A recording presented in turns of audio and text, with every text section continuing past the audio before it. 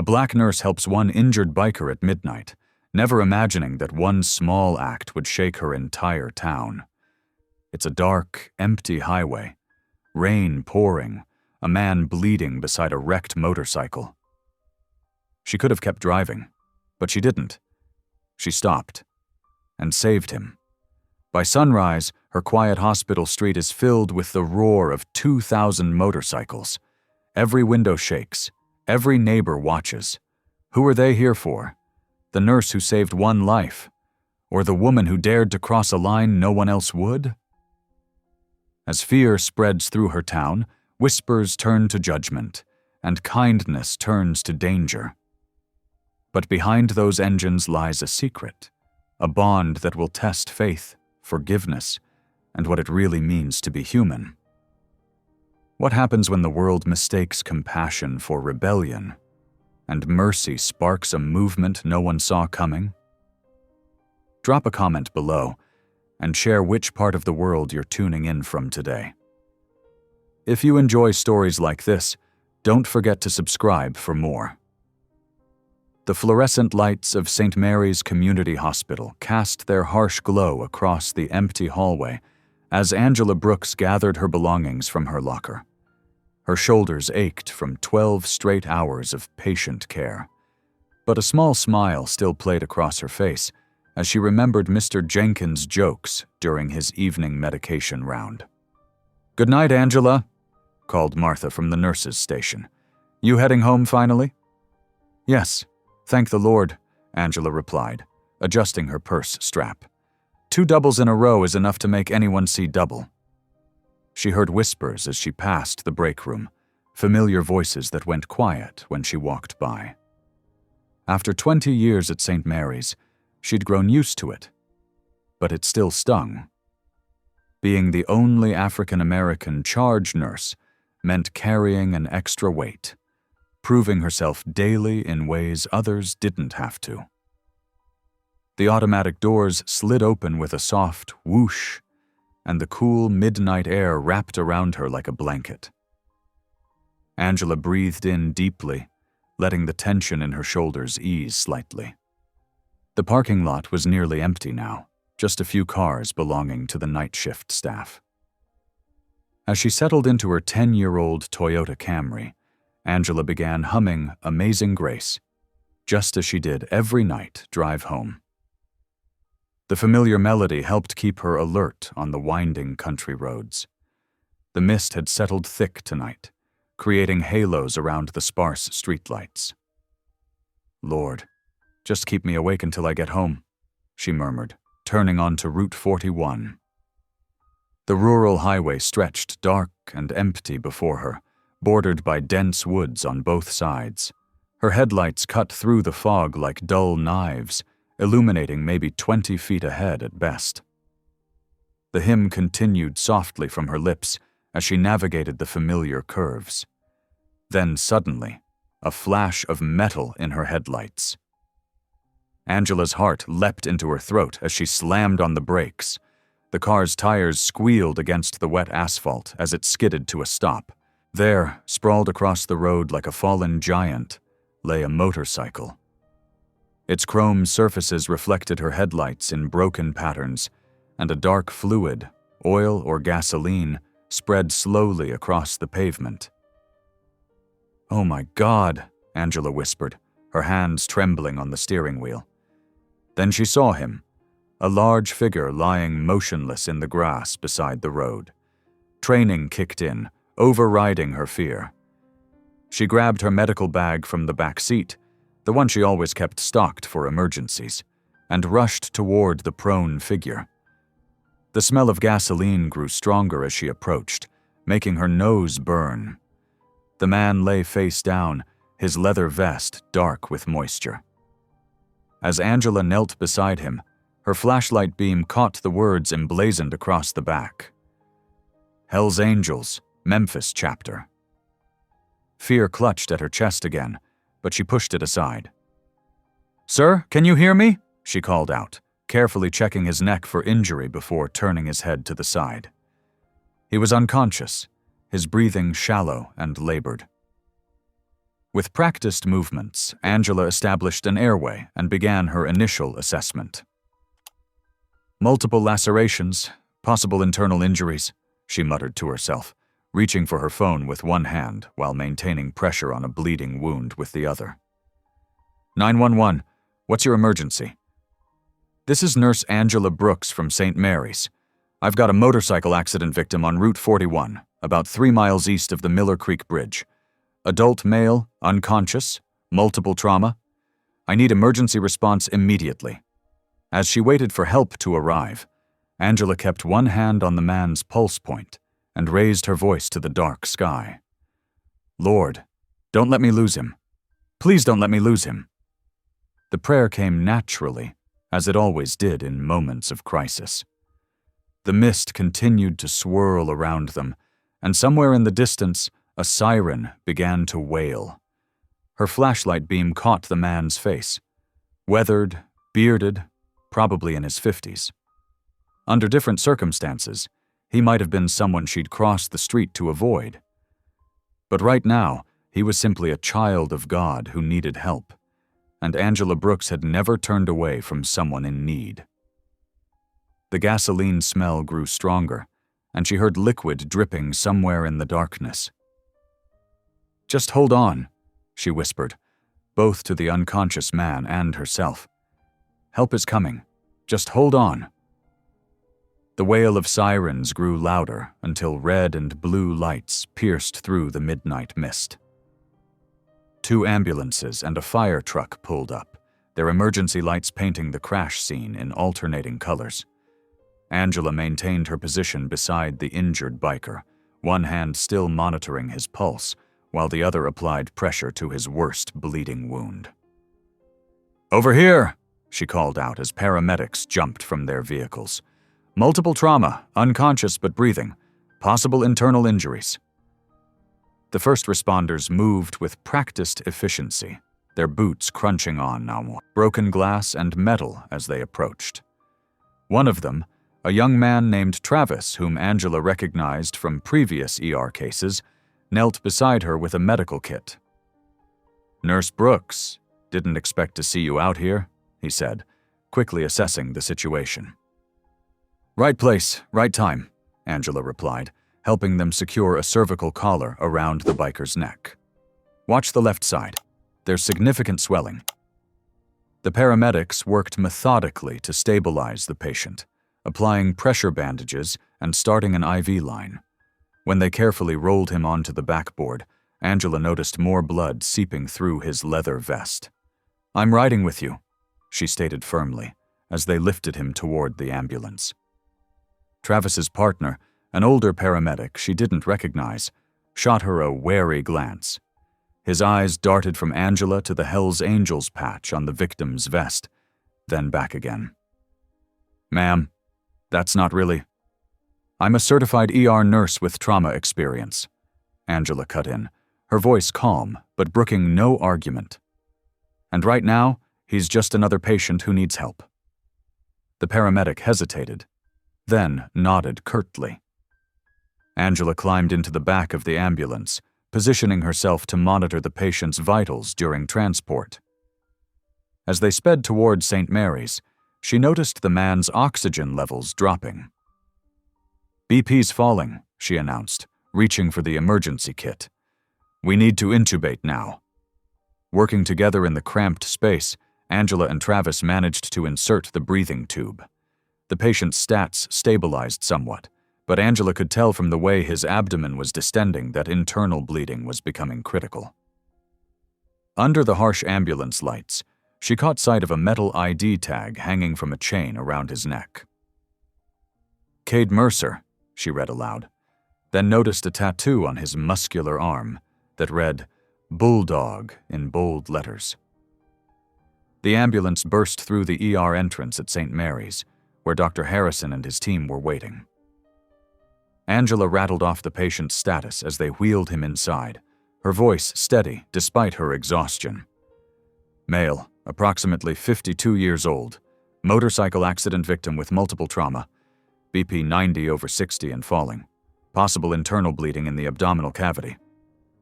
As they transferred Cade to a trauma bay, Angela heard a young orderly mutter under his breath, "You're wasting your time. Those guys are criminals." She turned to face him, her dark eyes meeting his. "Then maybe they need mercy the most," she said softly, but with conviction. The orderly looked away, properly chastised. The next few hours passed in a blur of urgent activity. Dr. Harrison confirmed the internal bleeding and immediately ordered emergency surgery. Angela assisted in stabilizing the patient before he was rushed to the operating room, whispering a quick prayer as they wheeled him away. The surgical team worked through the night while Angela helped with other ER cases, but her thoughts kept returning to the injured biker. She checked the OR board periodically, relief washing over her when she saw he had survived the procedure. As dawn approached, Angela made her way to the ICU where Cade had been transferred. His massive frame looked somehow vulnerable among the tubes and monitoring equipment. The sunrise was just beginning to paint the sky outside his window in shades of pink and gold. Exhaustion weighed heavy on her shoulders as she reviewed his chart one final time. The surgery had been successful, but he remained in critical condition. Angela wiped her face with a tired hand and left the chart on the desk for the oncoming nurse. "He's got a fighter's pulse," she told Sarah, the day shift nurse who was settling in for her rounds. "The next 24 hours will be crucial." Before heading out, Angela paused at the ICU window for one last look. Through the glass, she noticed Cade's fingers twitch slightly, a small but encouraging sign. The movement reminded her of something her late husband used to say about never counting anyone out until the final bell. The morning air felt fresh against her face as Angela walked to her car. The events of the night felt almost surreal now. The crash, the rescue, the surgery. She had just done her job, the same as any other night. Yet something about this case stayed with her as she drove home under the rising sun, her thoughts drifting between prayers and memories of other lives saved and lost. The familiar sight of her modest house brought a wave of relief. Angela pulled into her driveway just as the sun cleared the horizon, casting long shadows across her well-tended garden. She had done what needed doing. Nothing more and nothing less. Now it was time to rest and let others take up the watch. She gathered her belongings from the car, including the medical bag that had proved so crucial just hours before. The weight of it reminded her that sometimes being in the right place at the right time was no accident at all, but rather a calling answered. Angela collapsed into bed just after 6 o'clock in the morning, her muscles aching from the long night shift. She hadn't even changed out of her scrubs before falling into an exhausted sleep. The morning sun was already streaming through her bedroom curtains when a piercing ring jolted her awake. Her phone buzzed frantically on the nightstand. Through bleary eyes, she saw 7 missed calls. As she reached for it, the device rang again. It was Martha, her next-door neighbor of 15 years. "Angela! Angela, are you there? Turn on the news right now!" Martha's voice trembled with excitement. "What's wrong?" Angela sat up, her heart racing. "Is there a storm coming?" No, just turn on Channel 5. You need to see this." Angela fumbled for the remote and clicked on her small bedroom TV. The screen flickered to life, showing aerial footage of St. Mary's Community Hospital. Her mouth fell open at the sight. Thousands of motorcycles lined every street surrounding the hospital. Gleaming Harleys stretched as far as the camera could see. The morning sun glinted off chrome and polished metal, creating a sea of light. Leather-clad figures moved through the crowd, their patch-covered jackets clearly visible even from above. The camera cut to a reporter on the ground, her microphone thrust toward a tall biker with gray-streaked hair. "Why are the Hells Angels here in such numbers?" she asked, barely concealing her nervousness. The man's voice was gruff but clear. "We came to thank the woman who saved Bulldog. She stopped when nobody else would have. That means something to us." Angela's hands trembled as she set down the phone. This couldn't be real. She had just done her job, nothing more. But the images on the screen told a different story. Moving on autopilot, she showered and dressed quickly, choosing fresh scrubs even though it was her day off. As she drove toward the hospital, she could hear the low rumble of motorcycle engines from blocks away. The hospital parking lot had been transformed. Row after row of motorcycles stretched across the asphalt, their riders standing in small groups or sitting astride their bikes. Angela estimated there must be at least 2,000 people gathered. As she pulled into her usual spot, the sound of engines suddenly diminished to a quiet idle. Then, one by one, they fell silent. A hush spread through the crowd as she stepped out of her car. The silence was almost overwhelming. Hundreds of eyes watched her, but there was no hostility in their gazes, only respect, and something that looked like gratitude. A large man separated himself from the crowd and approached her. He wore a leather vest covered in patches, and an oxygen tank was strapped to his side. His beard was long and gray, but his eyes were kind beneath his weathered brow. "You're Nurse Brooks?" he asked, his voice rough but gentle. Angela nodded, clutching her bag closer. "Bulldog told us about you before he went under," the man continued. "Said an angel stopped for him when he was sure his time had come. Said she prayed over him right there in the dirt." Angela's heart skipped a beat. "Cade was awake? When?" "Just for a few minutes before surgery. Made sure to tell us who to thank." He extended his hand. "I'm Tank, by the way. Bulldog's right-hand man." Behind them, chaos erupted inside the hospital. Through the glass doors, Angela could see staff members rushing to lock entrances. Security guards spoke urgently into their radios, and she heard someone shouting about calling the police. But Angela felt strangely calm as she shook Tank's hand. The fear that had gripped her earlier seemed to melt away. These weren't just gang members. They were people showing gratitude in the only way they knew how. "I need to check on him," she said quietly. Tank nodded. "We'll wait right here, ma'am. Take all the time you need." Angela walked toward the hospital entrance, passing nervous staff members, who pressed themselves against walls to avoid her path. She wanted to tell them there was nothing to fear, but she understood their reaction.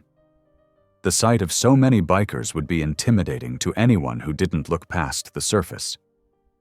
As she approached the ICU wing, she could feel the weight of the moment. Outside, hundreds of bikers waited like a silent sea, their presence both powerful and patient. Inside, her colleagues watched with a mixture of fear and fascination as she made her way to Cade's room. The contrast between the chaos in the hospital and the respectful quiet outside struck her deeply. These men and women, whom society often feared and judged, were showing more dignity and restraint than many would have expected. Angela paused at the ICU entrance, gathering her thoughts. Through the window she could see Cade's large frame still lying motionless among the medical equipment. The morning sun cast long shadows across his bed, and for a moment she was transported back to that dark highway where their paths had first crossed. By noon, Main Street had become a ghost town. The usually bustling sidewalks were empty, and closed signs hung in shop windows hours before their normal closing time. Through the quiet streets, whispers and rumors spread like wildfire. At Carter's Diner, elderly patrons pressed their faces against the windows, watching the bikers with a mixture of fear and fascination. "I heard there's thousands of them," one woman said, clutching her purse, "all because of that nurse who saved their leader." The mayor's sleek black car pulled up to the hospital entrance, its tires crunching over gravel. Mayor Thompson straightened his tie, his face pinched with worry as he strode through the automatic doors. The hospital board members were already waiting in the conference room, their faces grim.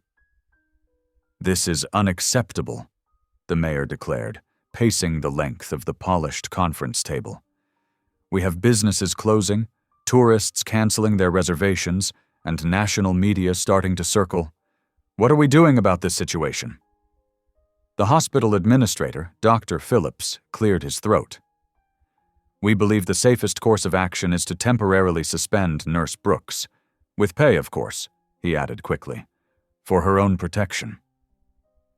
Angela sat at her kitchen table later that evening, the suspension letter lying flat beside her late husband Marcus's worn Bible.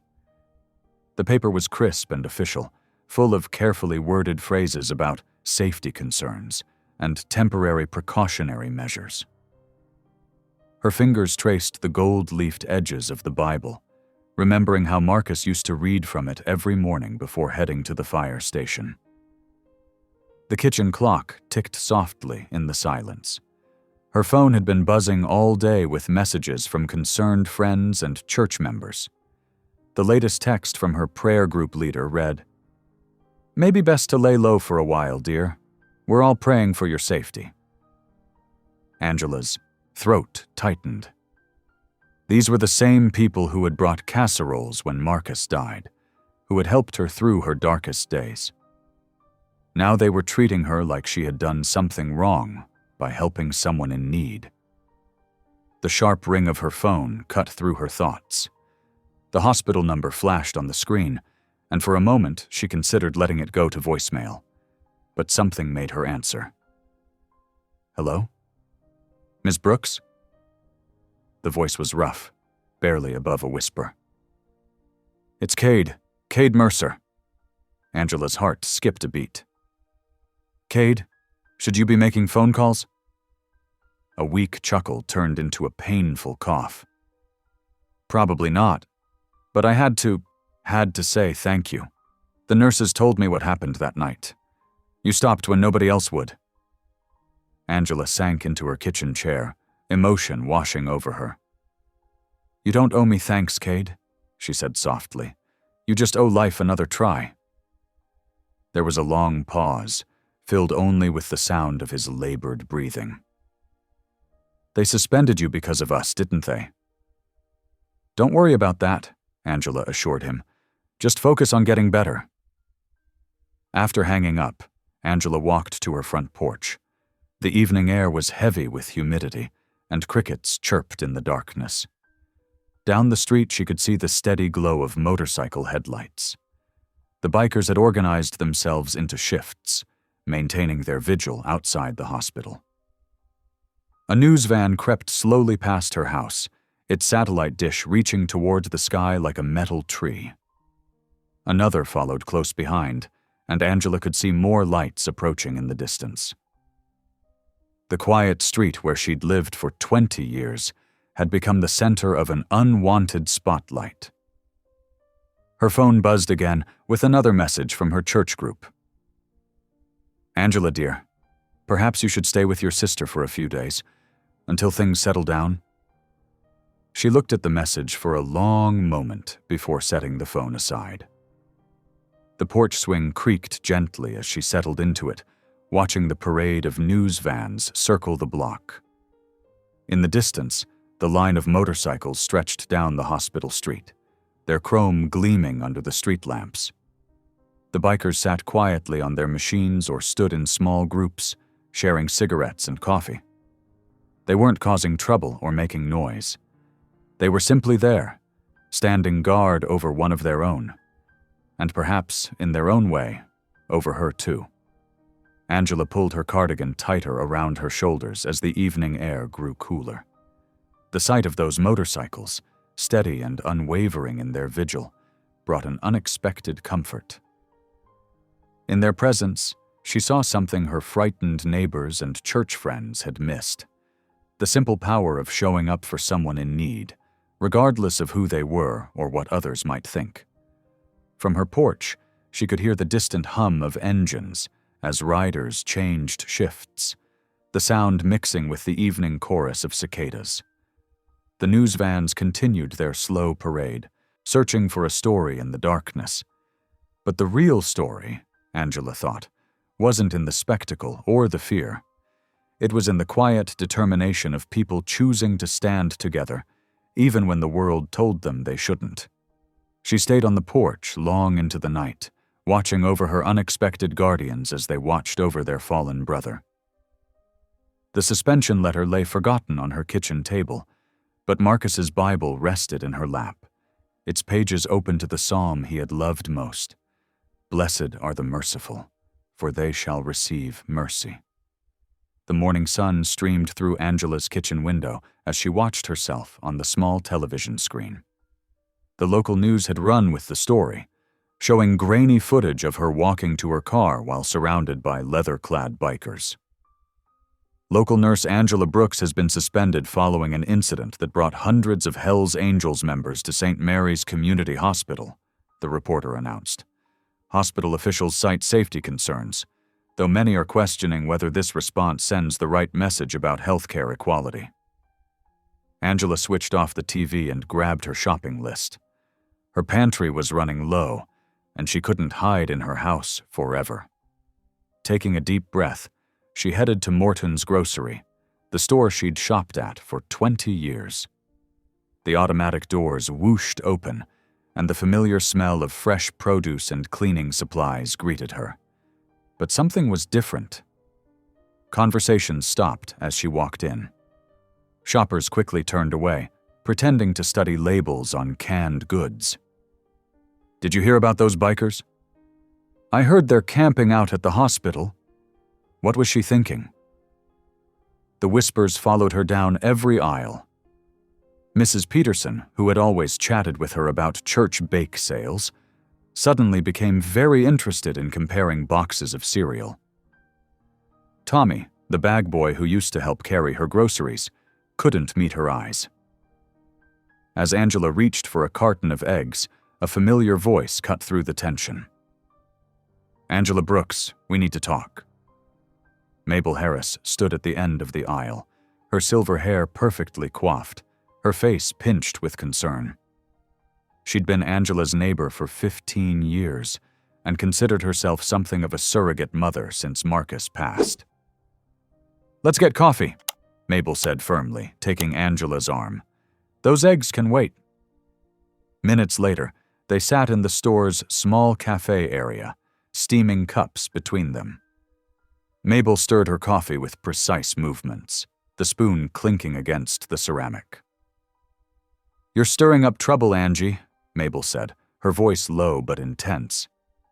"These aren't the kind of people we associate with. They're dangerous. What would Marcus think?" Angela felt a flash of heat rise in her chest. "Marcus would have stopped too, you know that." "That was different. He was a firefighter. It was his job." "Maybe the trouble's already been here," Angela replied softly, hiding behind politeness.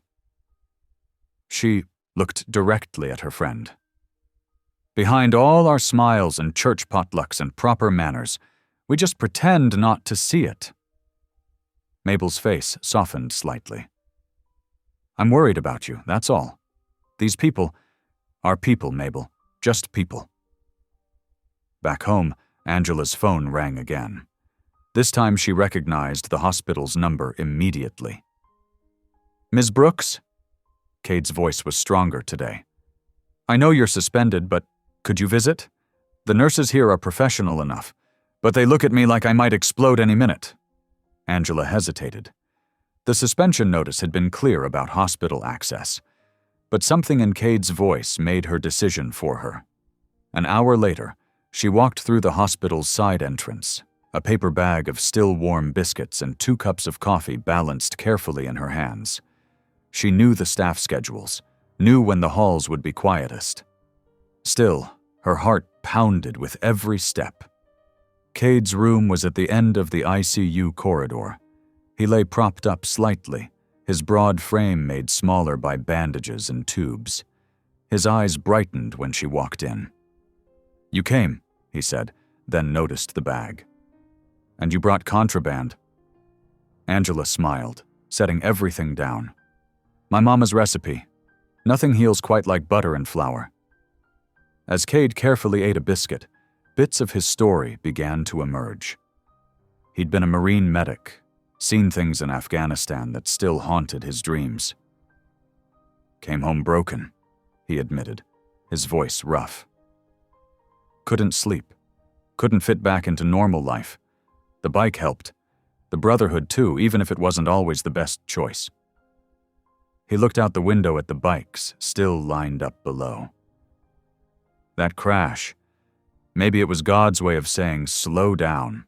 Haven't heard from him in a while, but that night on the road, when you were praying over me. I heard him then." Angela sat quietly, recognizing the deeper wounds beneath his physical injuries, the kind of wounds that didn't show up on X-rays or respond to medication. The moment was broken by a sharp voice from the doorway. "Ms. Brooks, you know you're not supposed to be here." A nurse stood there, her face tight with disapproval. "You need to leave. Now." She glanced nervously at the window. "You're lucky those animals haven't burned the place down yet." Angela gathered her things slowly, deliberately. She wanted to respond, to defend both herself and the men outside. Instead, she gripped her purse tighter, silently praying for patience instead of anger. "I'll try to come back," she whispered to Cade, who nodded, understanding in his eyes. In the hallway, other staff members watched her walk past, their faces a mixture of fear, judgment, and confusion. Each step felt heavier than the last. By the time she reached her car, her hands were shaking. The bikers noticed her emergence from the hospital. A few nodded respectfully. One even touched his bandana in a gesture that reminded her of tipping a hat. These simple acknowledgments meant more, to her, than all the whispered judgments combined. Dark clouds had been gathering for days, matching the mood that hung over the small Tennessee town. The rain started on a Tuesday morning, first as a gentle drizzle, then building to a relentless downpour that drummed against Angela's roof like marching feet. She sat at her kitchen table, staring at the official termination letter from St. Mary's Community Hospital. The board's decision had been unanimous. Her presence had become disruptive to hospital operations. The carefully worded corporate language couldn't hide the truth. They were afraid of the bikers who still maintained their vigil, afraid of the media attention, afraid of change. Thunder rolled overhead as Angela pressed her hands against her eyes, fighting back tears. This job had been her anchor since Marcus died. Now it was gone, swept away like leaves in a storm drain. The creek behind her house, usually a gentle trickle, had swollen into an angry brown serpent. Through the rain-streaked window, Angela watched it creep higher up its banks, threatening her vegetable garden, the one Marcus had built for her, with raised beds and a little fence to keep the rabbits out. A heavy knock at her front door startled her. Standing on her porch was a mountain of a man in a rain-soaked leather vest. She recognized him as Tank, Cade's second-in-command, who'd been keeping watch outside the hospital. "Ma'am," he said, water streaming from his beard. Cade said you needed a hand." Behind him, through the curtain of rain, she saw a line of motorcycles parked along her street, and men unloading sandbags from a truck. Angela stood speechless in her doorway, watching as leather-clad figures moved with military precision, creating barriers against the rising water. Their boots squelched in the mud as they worked, tattoo-covered arms straining as they passed sandbags down a human chain. Through her lace curtains, she could see neighbors peeking out, their faces a mixture of fear and fascination. Mrs. Henderson next door actually had her phone in hand, probably ready to call the police. But these men weren't here to cause trouble. They were here to prevent it. "The creek's rising fast," Tank explained, his voice surprisingly gentle for such a large man. "We've seen this before. Without protection, your whole basement could flood." Angela found her voice at last. I don't know what to say. Thank you." A shorter man with a spider web tattooed on his neck grinned as he passed by with a sandbag. "Bulldog would have our hides if we let anything happen to your place, ma'am." The rain continued to fall, but the bikers worked steadily. Angela watched as they carefully built up walls around her garden, protecting Marcus's legacy. Their efficiency spoke of experience. These men were used to working together, trusting each other. After an hour, her entire property was fortified. The men were soaked through, mud coating their boots and jeans. Angela couldn't bear to see them standing in the rain any longer. "Please," she said, opening her door wider. "Come in and warm up. I'll make coffee." There was a moment of hesitation. Then Tank nodded. "Much obliged, ma'am." 6 large men filed into her small kitchen, looking almost comically out of place among her flower-patterned curtains and cross-stitched wall hangings. They removed their wet jackets without being asked, hanging them carefully by the door. Angela noticed how they tried to take up less space, to move carefully around her china cabinet. As she brewed coffee, the man with the spider web tattoo, who introduced himself as Stitch, helped her gather enough mugs for everyone. His hands were calloused but gentle as he handled her cups.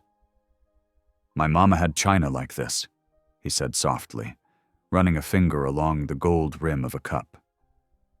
"Used to only bring it out for Sunday dinner and Christmas." Angela poured coffee for everyone, adding cream and sugar as requested. The kitchen filled with the warm aroma, and gradually the tension began to ease. These men might look intimidating, but their manners were impeccable. "Ma'am," Stitch said suddenly, his voice thick with emotion, "I heard you prayed for Bulldog that night on the road." He stared into his coffee cup. "Nobody's prayed for me since my mom died." The kitchen fell silent, except for the rain against the windows.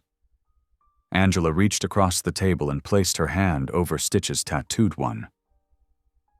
"Would you like me to pray for you now?" He nodded, unable to speak. The other men bowed their heads automatically, as if remembering long ago Sunday schools and family dinners. Angela's prayer was simple but heartfelt, asking for protection and guidance for these men who had shown such kindness to a stranger. When she finished, more than one man was wiping his eyes, though they tried to hide it.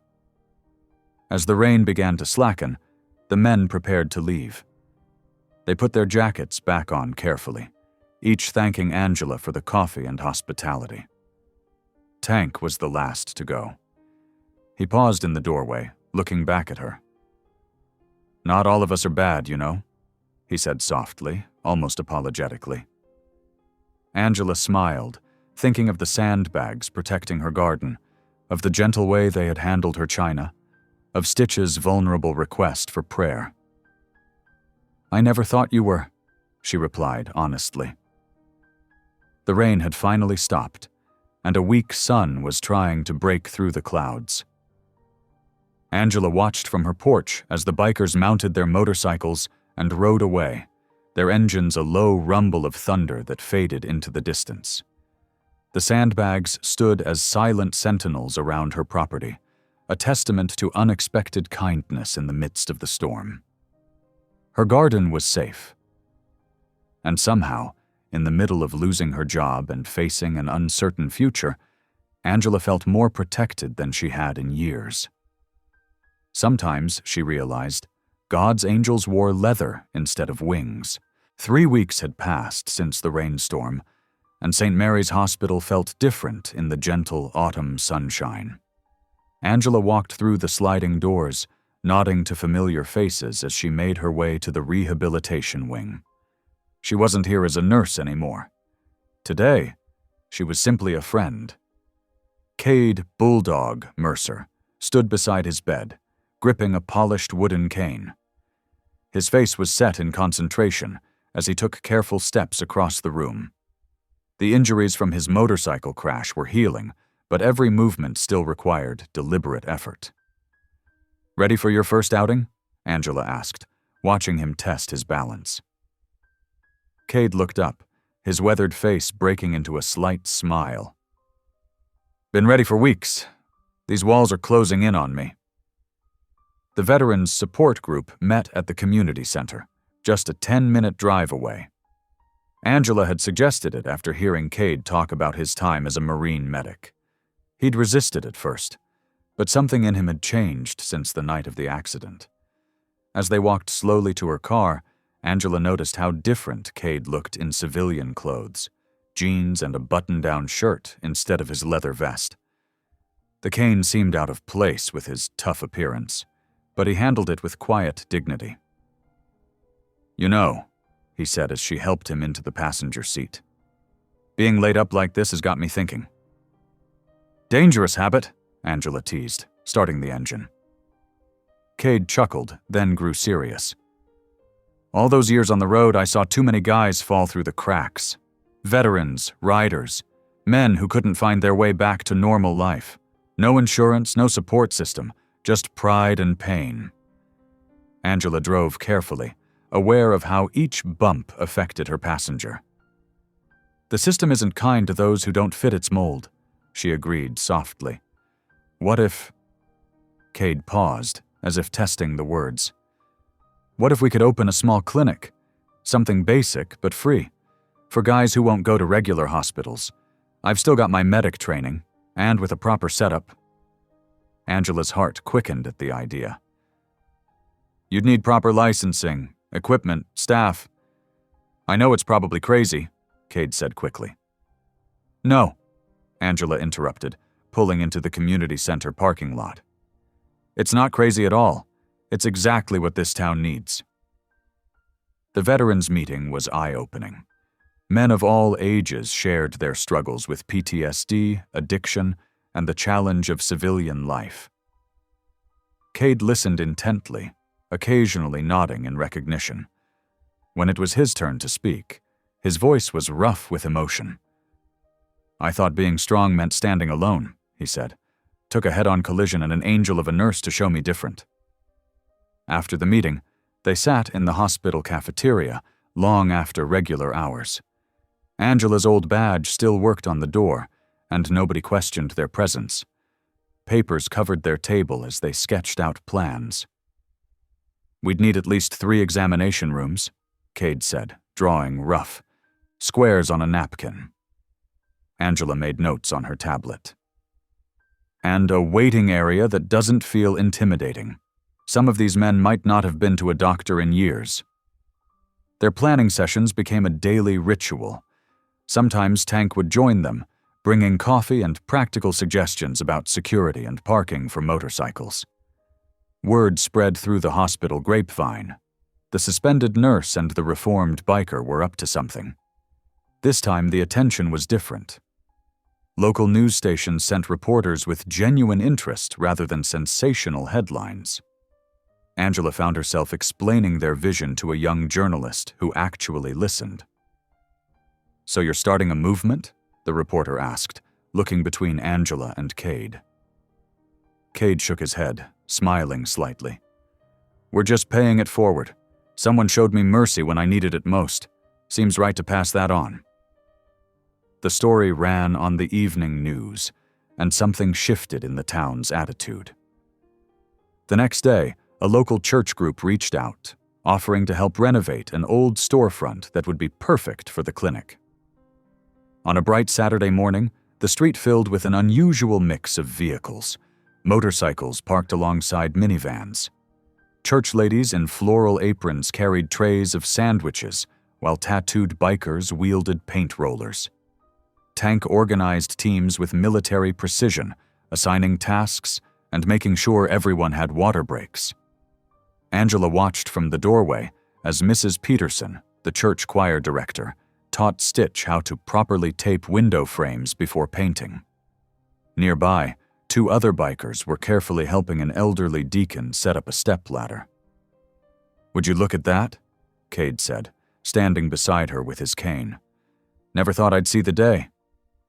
The work continued through the afternoon. Someone brought out a radio, and soon gospel music mixed with the sounds of laughter and friendly chatter. The walls transformed from dingy gray to a warm, welcoming blue. During a break, Angela watched as Sarah from the church quilting circle shared her homemade pickle recipe with 3 fascinated bikers.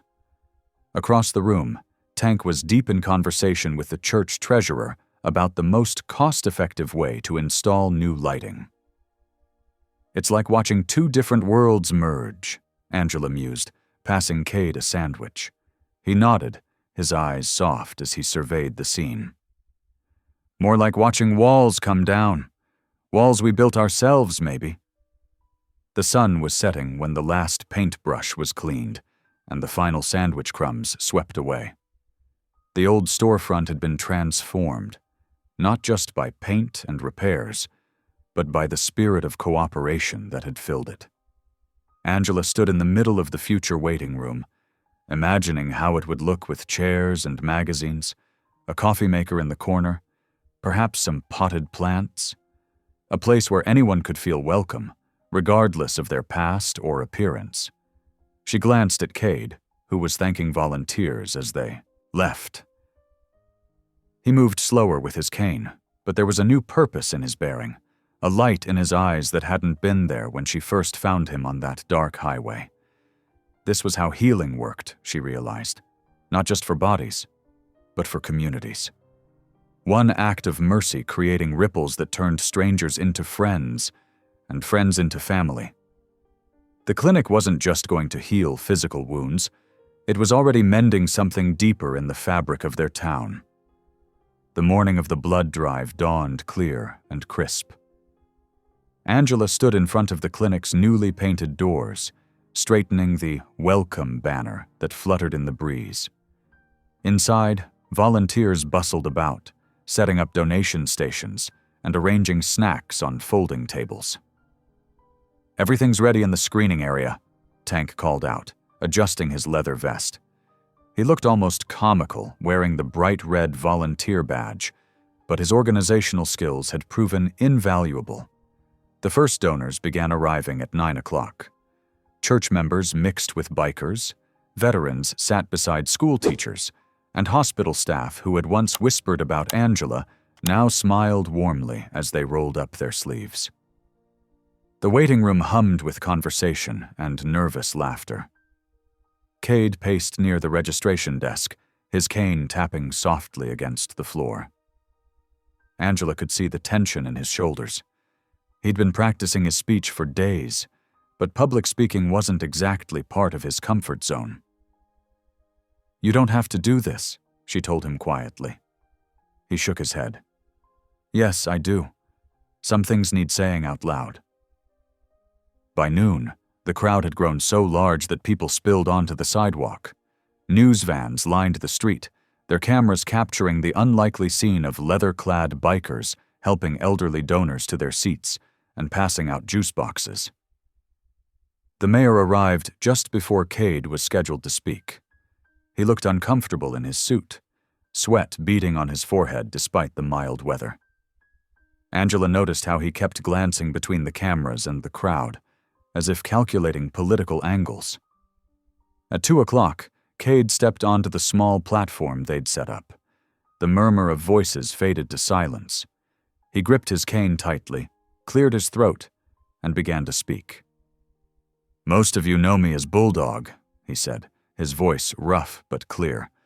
"President of the Hells Angels Memphis chapter. But before that, I was Corporal Cade Mercer, United States Marine Corps, combat medic." The crowd listened intently as he described his military service, the trauma that followed him home, and the years he spent trying to outrun his demons on a motorcycle. "I was angry at the world," he continued. "Thought being tough meant being hard. Thought being strong meant not needing anyone." His voice cracked slightly. "Then one night, I wrapped my bike around a tree, and everything changed." Angela felt tears welling up as Cade described that night from his perspective. The pain, the fear, the certainty that he was dying alone in the dark.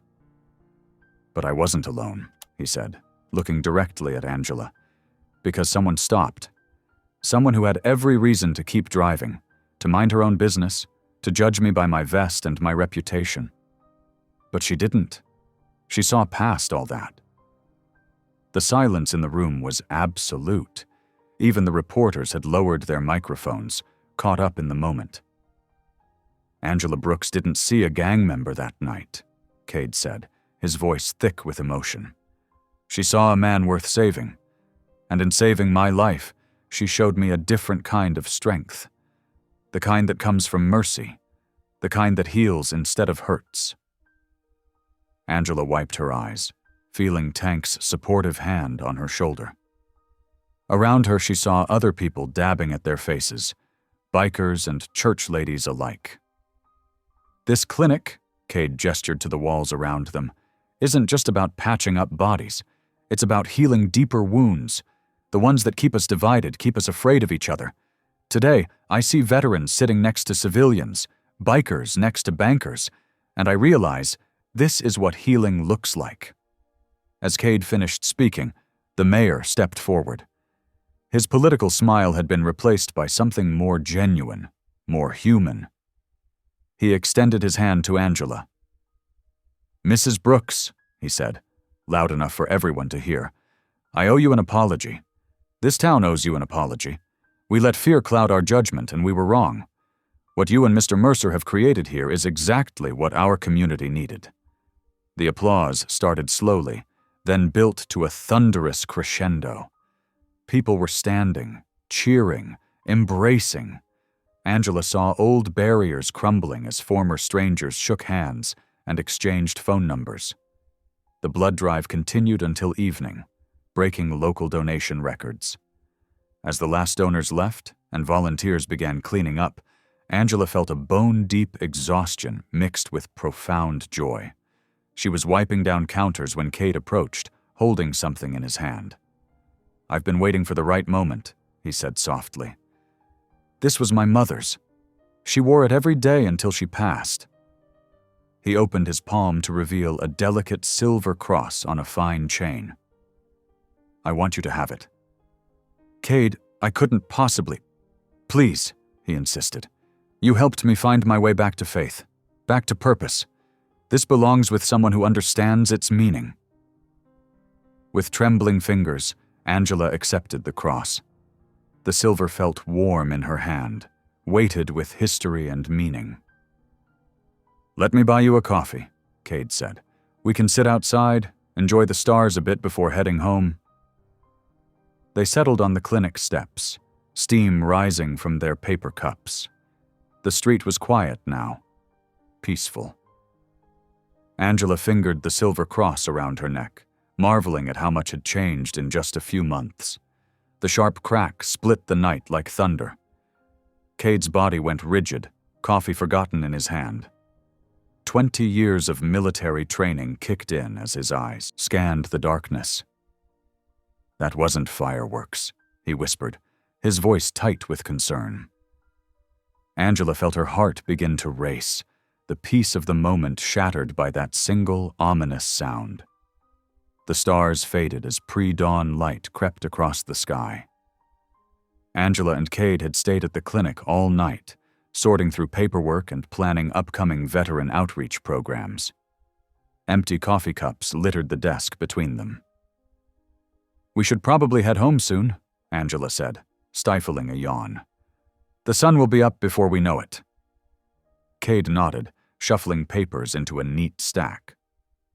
"Just let me lock up the medical supplies and—" The first brick crashed through the front window, sending glass fragments spraying across the floor.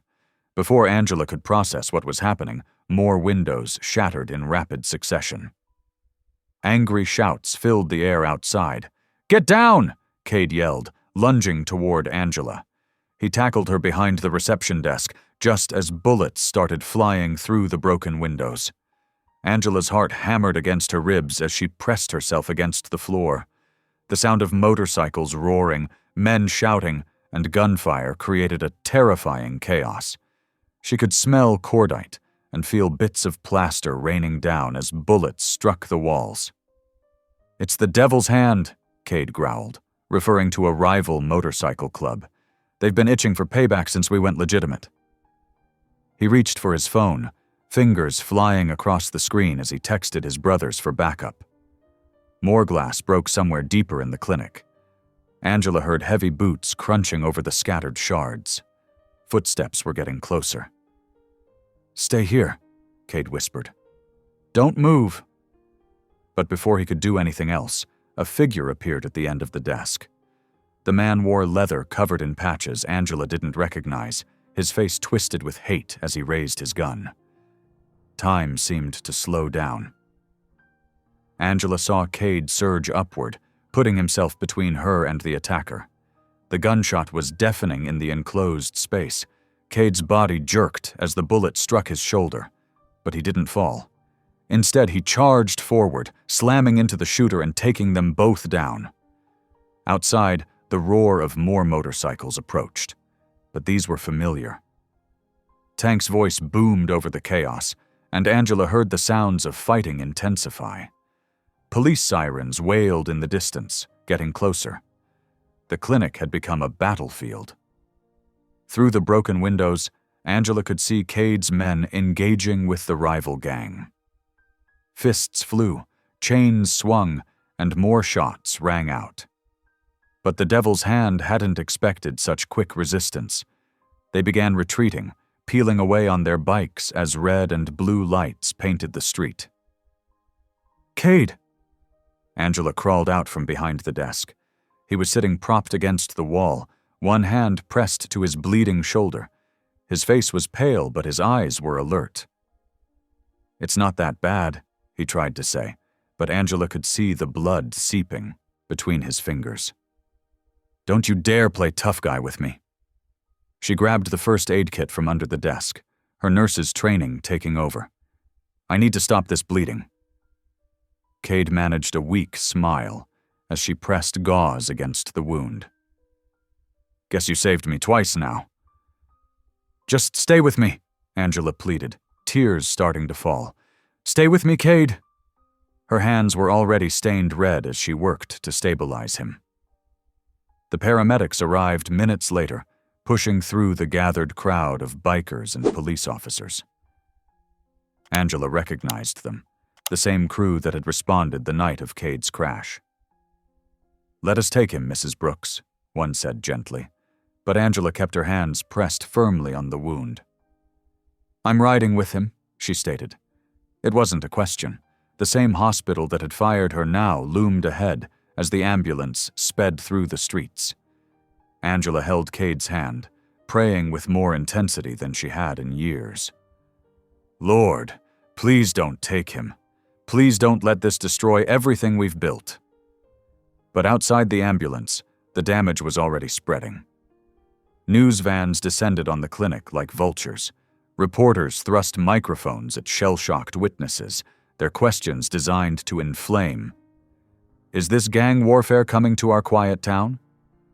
Was the clinic a front for illegal activity?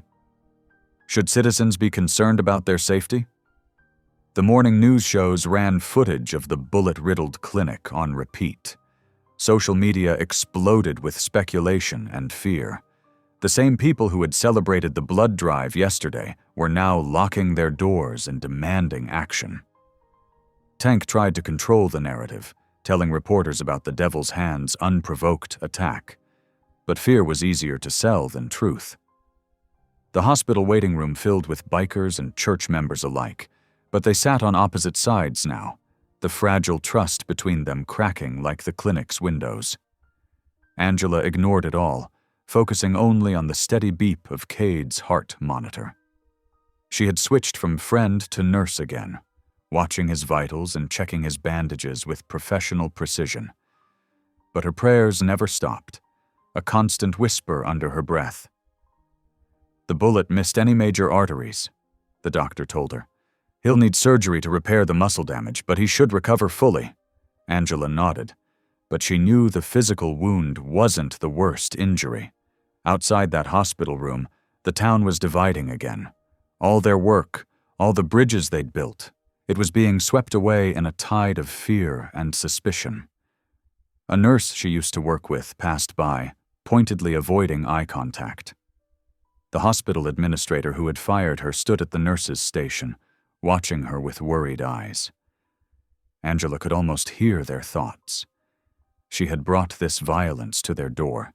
She had blurred the lines between safe and dangerous. She had trusted too much, believed too much, hoped too much. But when she looked at Cade's face, peaceful now under sedation, she knew she would do it all again.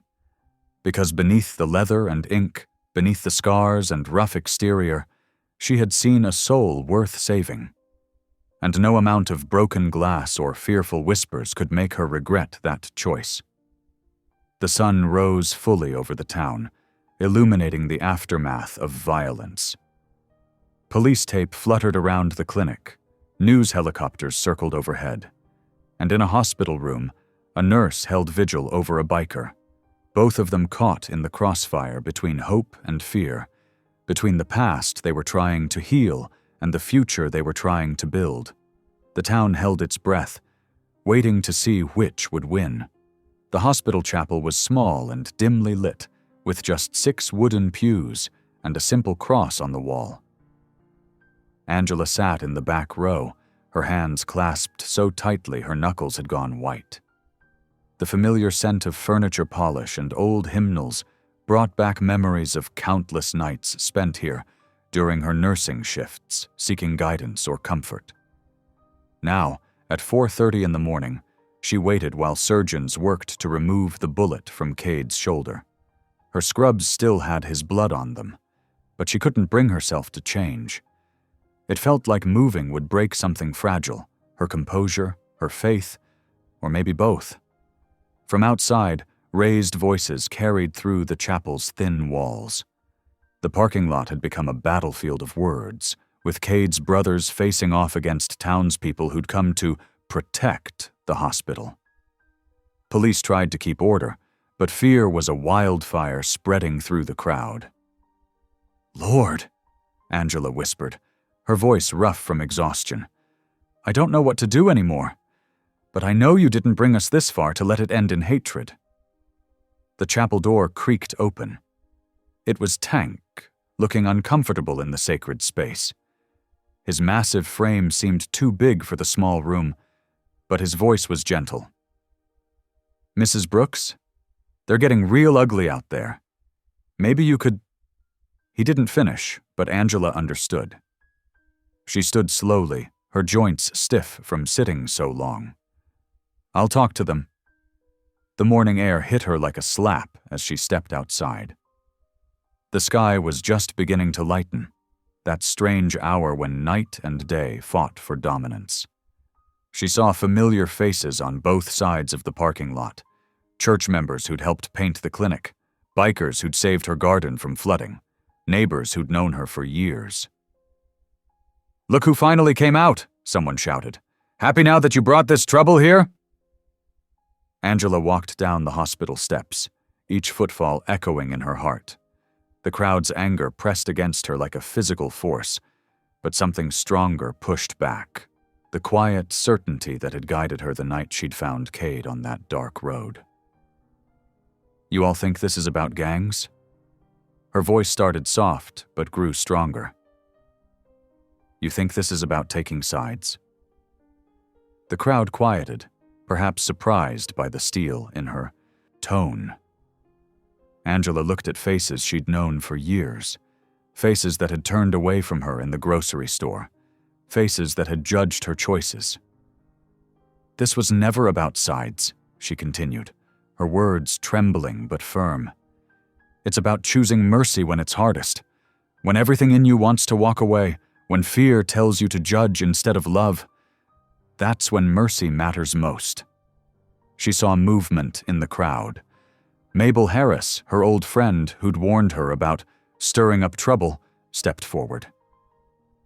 For a moment, Angela thought she would argue. Instead, Mabel walked up and took her hand. "She's right," Mabel announced, her voice carrying across the parking lot. "We're better than this fear. We're better than letting violence win." A veteran in a faded army jacket removed his baseball cap. His voice was rough with emotion as he began to pray.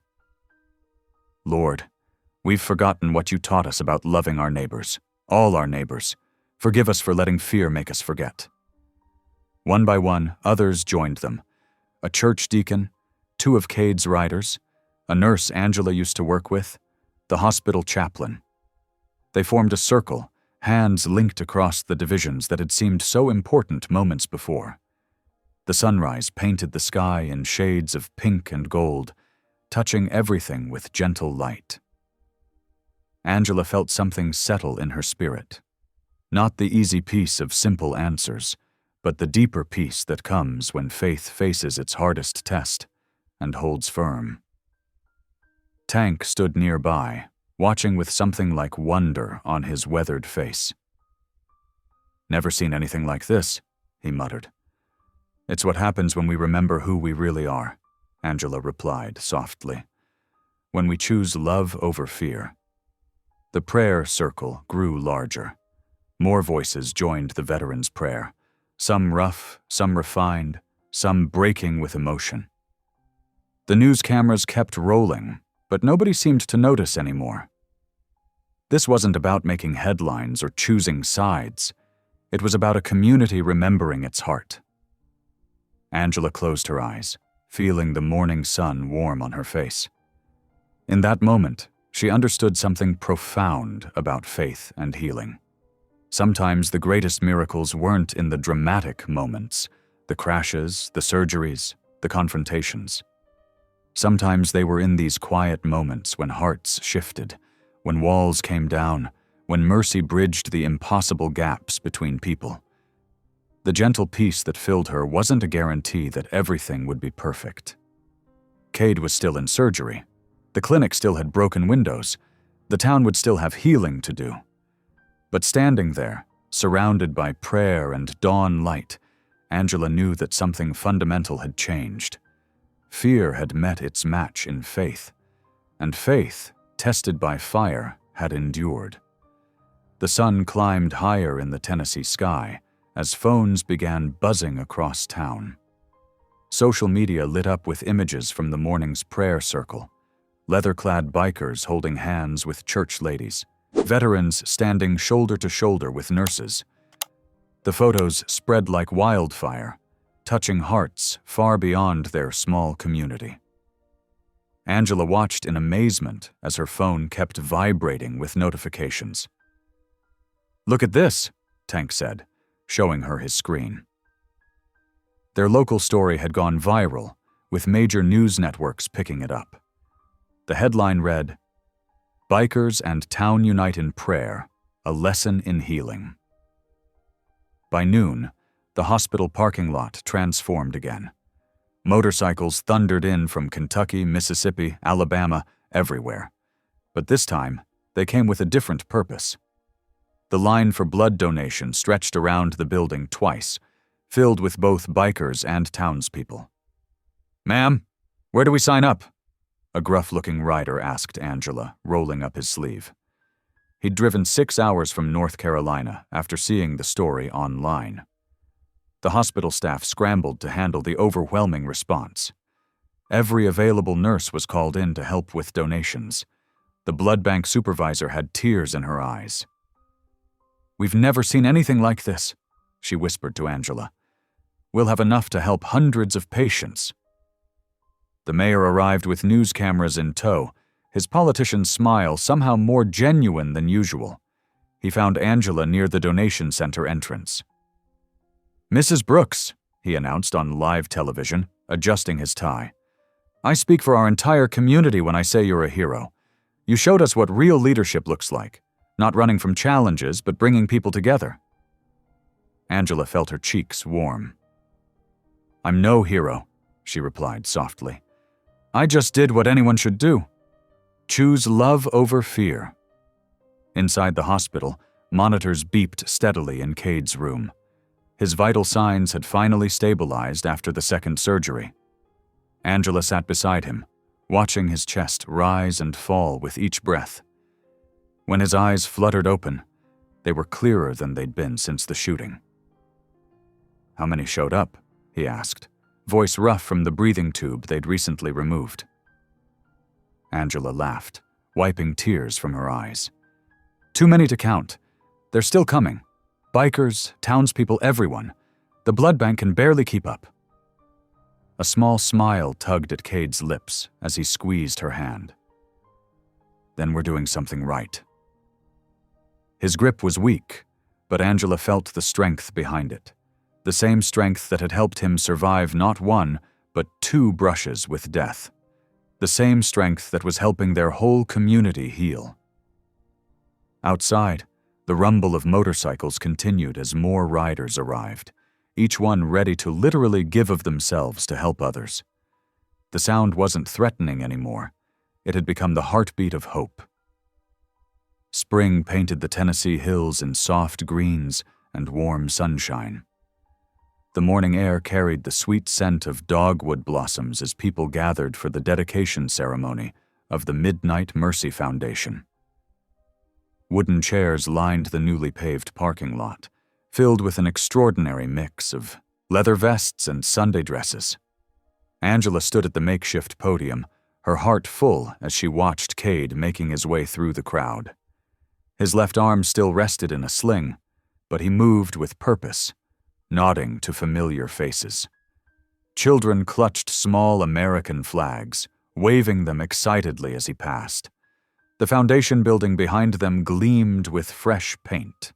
Its sign proclaimed Midnight Mercy Foundation, emergency response training for veterans and riders. What had started as a dream in a hospital room had grown into something bigger than anyone imagined. 3 church choirs stood ready in their robes, representing different congregations that had once been divided by prejudice. Now they stood together, their voices about to unite in celebration. The spring breeze carried the faint rumble of hundreds of motorcycles idling respectfully in the distance. "This foundation," Angela began, her voice clear and strong, "represents more than just a building. It represents what happens when we choose to see past our differences." She paused, looking out at faces that had become family. Tank with his oxygen tank decorated with American flag stickers, Mabel from her church group sitting next to a tattooed rider named Stitch, the mayor beaming proudly from the front row. Cade stepped up beside her, his good hand reaching into his vest pocket. "Angela," he said, his voice carrying across the hushed crowd, "there's something I need to give you." He pulled out his worn leather patch, the words "Hell's Angels" still clearly visible despite years of sun and rain. "This belongs to you more than me," he continued, his voice thick with emotion. "You taught us what mercy looks like. You showed us a better way." His hands trembled slightly as he held out the patch. Angela's eyes filled with tears as she accepted the patch, running her fingers over the stitching. The gesture carried the weight of transformation, not just Cade's, but an entire community's journey from fear to understanding. The church choirs began to sing, their harmonies rising sweet and clear in the morning air. As if on cue, hundreds of motorcycles revved their engines in gentle tribute. The sound rolled across the gathering like distant thunder, not threatening but protective, not chaotic but harmonious. Angela lifted her face to the spring sky, tears streaming freely now. "Maybe this is what heaven sounds like," she whispered, though few could hear her words above the beautiful noise. The engines quieted as she stepped down from the podium, the patch held close to her heart. The crowd rose to their feet, applauding as she walked among them. Children ran up to hug her legs, bikers nodded respectfully, church ladies wiped tears from their eyes. She moved through the crowd slowly, touched by each smile, each handshake, each embrace. This was more than unity. It was grace made visible, love made tangible, hope made real. The quiet thunder of motorcycles continued their gentle song, a reminder that sometimes the most beautiful music comes from the most unexpected places. Here in this moment, surrounded by the unlikely family she'd found, Angela felt the full weight of what they'd accomplished. The barriers between them had crumbled, replaced by something stronger than fear, the power of mercy, given and received. Thank you for listening. Stories connect us in the most unexpected ways. If you felt that spark today, make sure you're subscribed. I share a new one daily, and the next might change your day.